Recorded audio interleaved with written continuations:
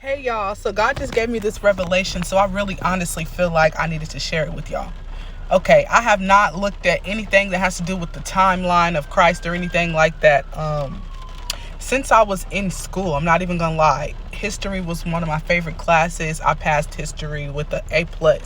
But now let me get into it. For anybody who is a non-believer and they really don't believe in God and they don't understand how the devil uses his tactics to make us believe that God is not real by removing God from everything. But everything that we deal with is literally biblical.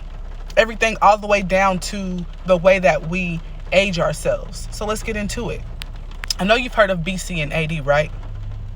BC means before Christ, AD means after Christ. So everything when people were talking about the Israelites and people were talking about just like the flood and everything, that was all BC, before Christ, before the birth of Christ. AD is after death, after Christ's death, after Christ died and rose again. So like right now we are in AD. We're in AD right now. 2023, we're in AD. So the way that the devil tried to flip this to make people forget about Christ, let me show you. So why would we put our timeline based on something biblical, based on Christ's birth and Christ's death, BC and AD, if Christ is not real, if Jesus never did anything, if Jesus was not the Father's son, if Jesus was not God's son, if God is not real, why would we literally time ourselves with our years on BC and AD? It makes no sense if Christ is not real, right? So the attack or the trick of the enemy is to change those words. For the people who didn't already learn this in school, now they've switched it. Now we've got CE and BCE. So BCE would replace BC. BC is before Christ, right?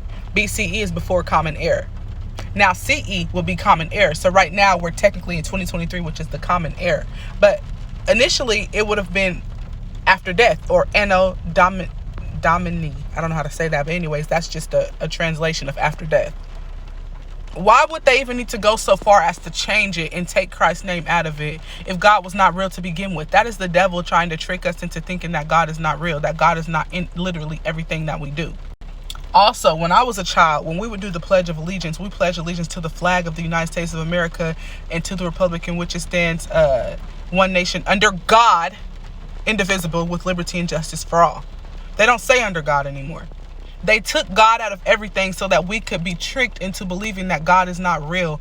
But when all actuality, every single thing that we do is based on biblical means, based on biblical aspects, based on God, based on Jesus. Literally. Time is running out. Y'all got to stop letting the enemy trick you.